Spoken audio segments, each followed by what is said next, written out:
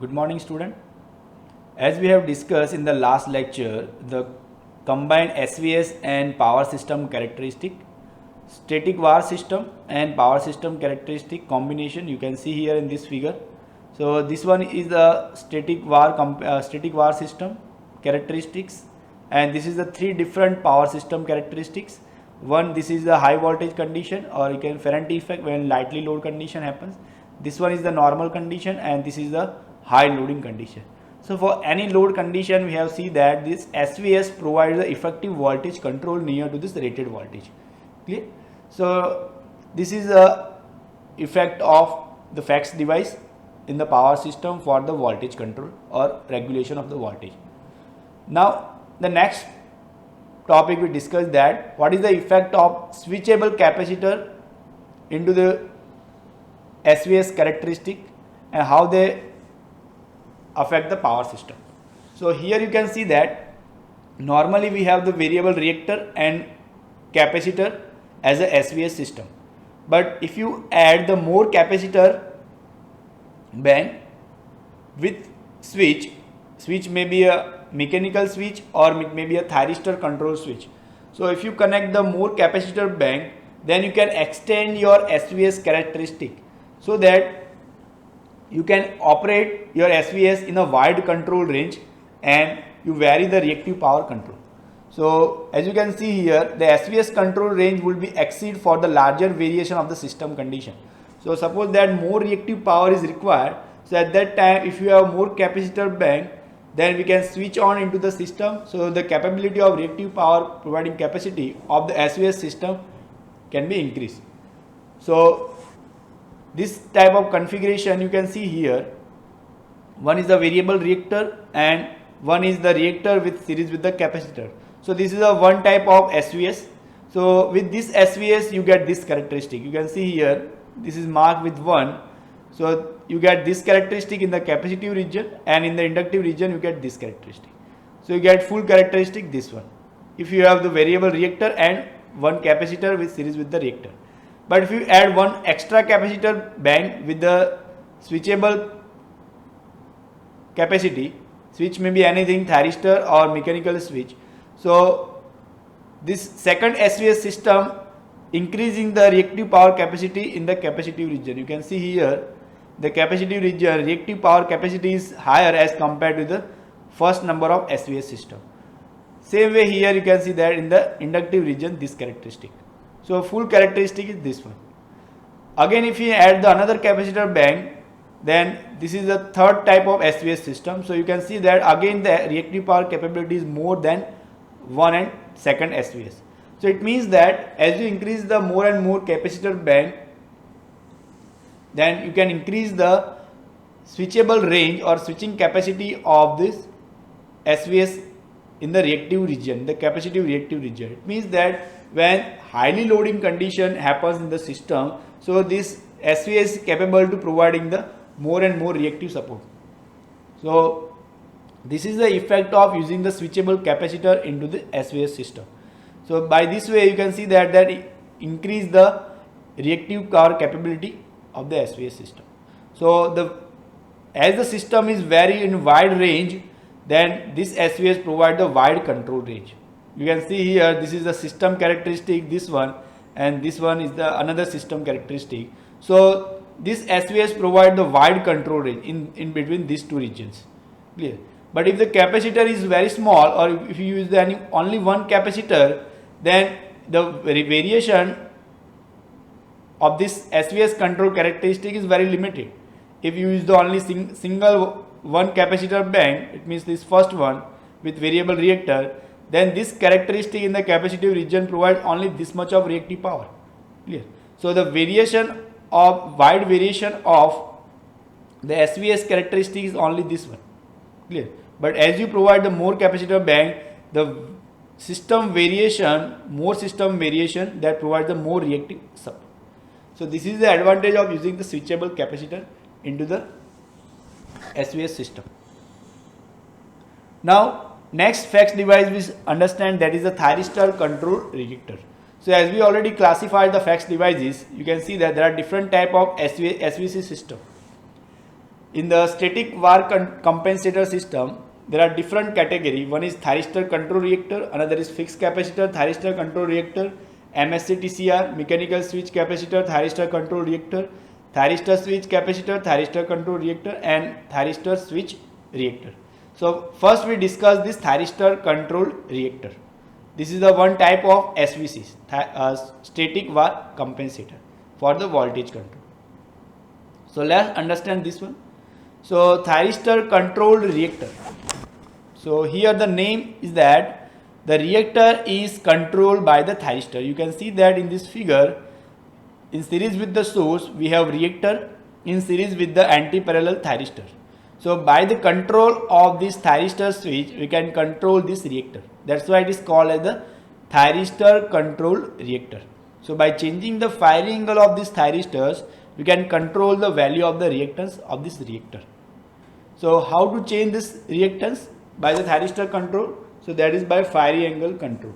So as you can see that in this figure, at alpha 90 degree, here we measure the alpha from the zero crossing instant of the voltage. So you can see that zero crossing of the voltage is here. So from this point we calculate the alpha for the thyristor. So here two thyristor. This first thyristor that conduct during the positive cycle of the supply, and this thyristor conduct for the negative cycle of the supply. So in both the half cycle of the supply, that thyristor put the reactor in series with this source.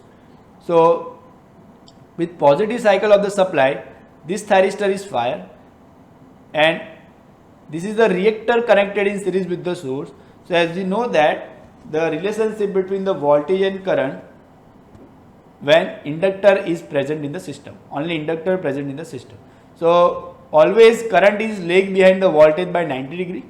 So same way you can see here, the current is lag behind the voltage by 90 degree. So current is starting at omega t is equal to 90. It means when voltage is maximum, here you can see that at omega t is equal to 90, when voltage is maximum, at that point the current is 0, and after that current start increasing. Clear? So if you put the alpha 90, if you provide the alpha 90 to both the thyristor, at that time the conduction become maximum because current is starting from omega t is equal to 90 degree. So you can see that here this is the figure of alpha 90. It means when you provide the alpha 90 to both the thyristor, the conduction angle is 180 degrees. So you can see that the current flowing into this reactor is maximum and it is 180 degree. This is a 180 degree of conduction. This is the current flowing into this reactor, and this is the supply voltage. So at alpha 90 you get the maximum current and maximum conduction. Same way as you increase the alpha, so here as we see that in the second figure, you increase the alpha from 90 to 100. So it means your current is start from alpha 100 degree. Clear? So you can see that 10 degree as compared to this waveform you not get the current. Same way the 10 degree before the conduction is off. So conduction period is 160 degree. So as you increasing the alpha, the conduction period is also decreases. This is because of the effect of the inductance. Clear? As the value of alpha is less, the conduction is more. Clear? So here alpha is 90, you get the maximum conduction. And as you increase the alpha between 90 to 180, the conduction angle is reduces, and you can see that the current waveform is also reduces. Clear? And the value of this current flowing from the inductor, the instantaneous value of the current you can derive. So you get this equation root 2v divided by xl cos alpha minus cos omega t. So this current you get between alpha to pi plus, between alpha to alpha plus sigma. Sigma is the conduction angle, this one. You can see here, this is the sigma conduction angle. So during the conduction angle, the current waveform is this one. The mathematically you can represent this value. Except this conduction period, you can see that at this time the current is 0. Same way this time current is 0. So this is the period between alpha plus conduction angle. Alpha plus conduction angle means this is alpha plus conduction angle. It means this point to this point. This point is pi plus alpha. So during this period the current is 0. Clear? So between alpha to pi, between alpha to alpha plus sigma conduction period, current is flowing, and except this conduction period the current is 0. And this is the relationship between the conduction period and firing angle alpha. So sigma is equal to 2 into pi minus alpha. So as you increase the alpha, you can see that the conduction period is reduces. That you can also see here in this waveform. Now if you make the Fourier analysis of this instantaneous current equation, so you get the fundamental frequency component of the current I1 is equal to V by XL into sigma minus sine sigma divided by pi. And as you can see that as you increase in the alpha, the value of this fundamental component is reduces. So here this thyristor controlled reactor, that is act as a controllable susceptance. Susceptance is nothing but ratio of voltage and current, ratio of current and voltage. So I1 is the fundamental frequency component of the current flowing into the reactor, and this is the supply voltage. So this ratio is sigma minus sine sigma divided by pi into XL. So as you know that sigma is 2 pi minus 2 alpha. Same way replace here 2 pi minus 2 alpha, so you get plus sine 2 alpha. So this is the value of susceptance. So thyristor controlled reactor, that is act as a controllable susceptance. So as you increase the value of alpha from 90 to 180, the value of this susceptance is reduces, and at alpha 90 degree you get the maximum value of the susceptance, and at alpha 180 degree you get the minimum value, or you can say that zero value of the susceptance. So generally the firing angle is increases between 90 to 180 degree is not allowed, because that increase the harmonic component into the system, as well as that reduce the fundamental component of the system. As you can see here in the VI characteristics, this is the V reference, and here is the fundamental current component in per unit quantity.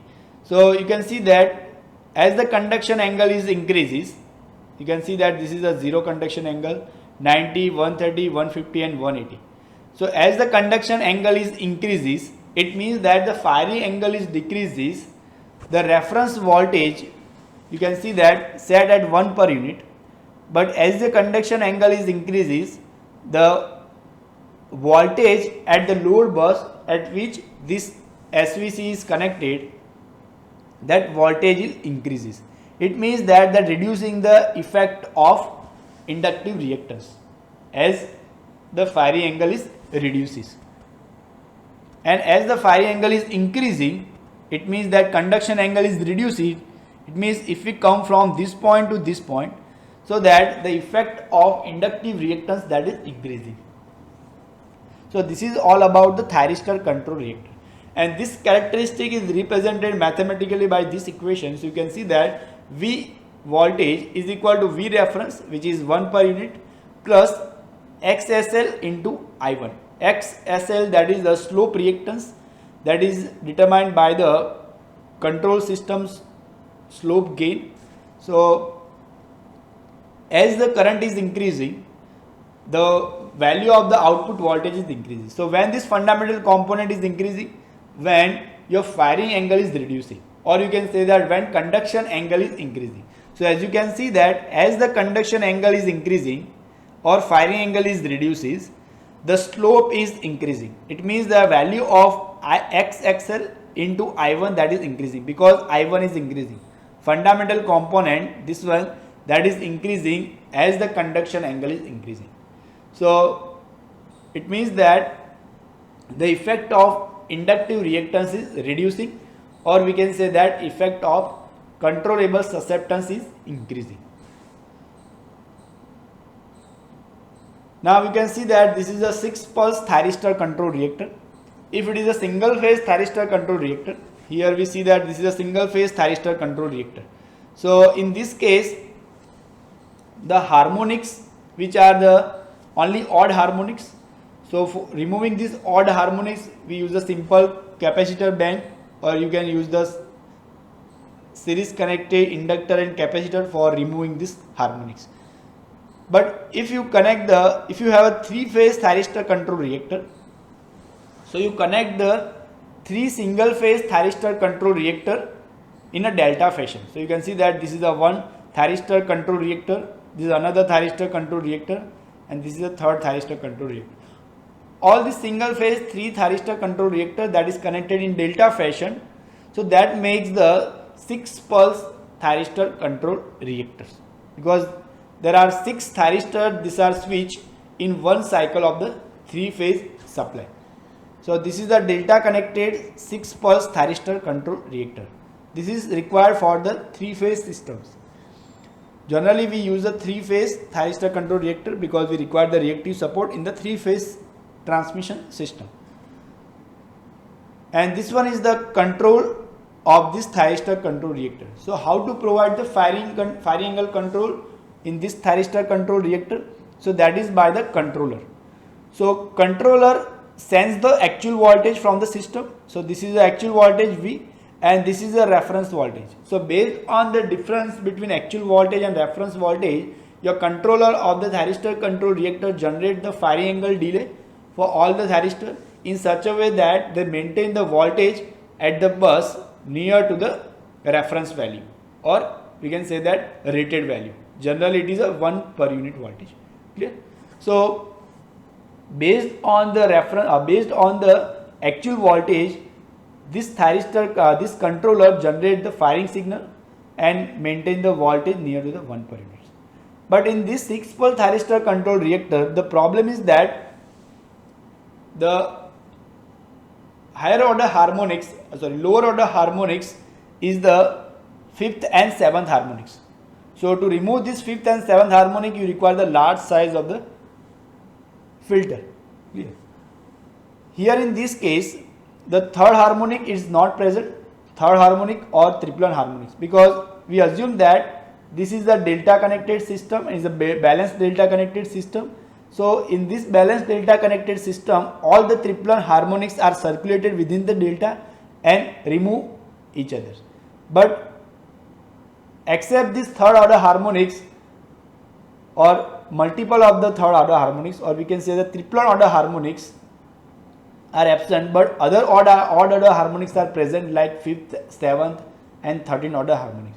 So to remove this lower order harmonics 5th, 7th and 13th order, we require the 12 pulse thyristor control reactors.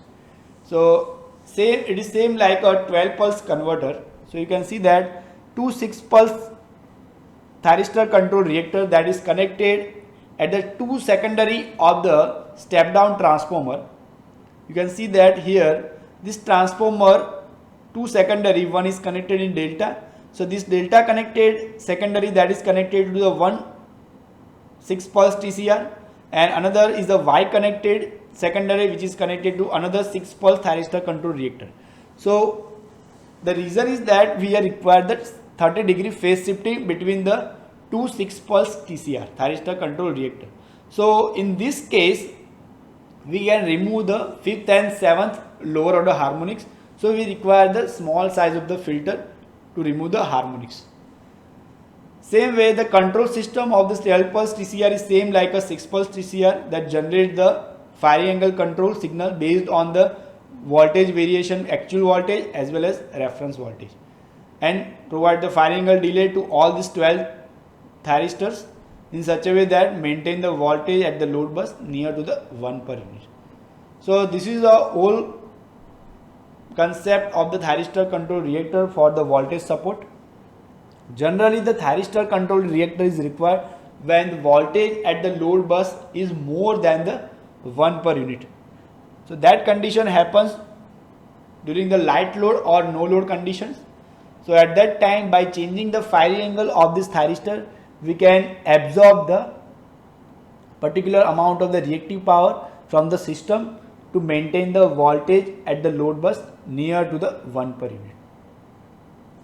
Now what is the advantage of this using the thyristor control reactor? So first, my main advantage is that thyristor control reactors control is very flexible and we can increase the rating by connecting more and more reactor in series with the system. Second advantage, that different control strategies can be easily implemented. Third advantage, that voltage reference and current slope can be controlled in a simple manner. Thyristor control reactor SVC can have rating extended by addition of more thyristor control reactor bank. So as you can see that here we have one thyristor control reactor bank here, 6 pulse thyristor control reactor bank. As you connect more and more thyristor control reactor bank, the control of this thyristor control reactor becomes very precise as compared to the single thyristor control reactor banks. So this is the advantage of thyristor control reactor, that extends its rating capacity is easily.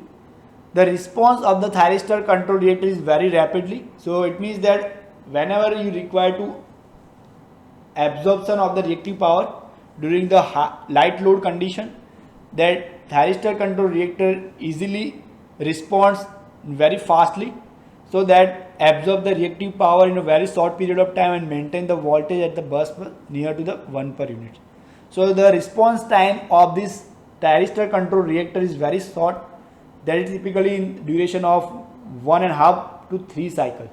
So in 1.5 to 3 cycle, if the thyristor control reactor sense that the system voltage becomes higher than the rated value, so that immediately provide the control signal to the controller and provide the firing angle in such a manner that absorb the extra amount of the reactive power from the system and decreases the voltage and maintain it near to the 1 per unit. Then disadvantage, that the overload capacity of the thyristor control reactor is not very high, because the reactor we use here in the thyristor control reactor is an air core type of the reactor. So its overload capacity is limited. So we cannot overload the thyristor control reactor. So for that we have required the another thyristor control reactor bank in overload situation. So this is the disadvantage of thyristor control reactor.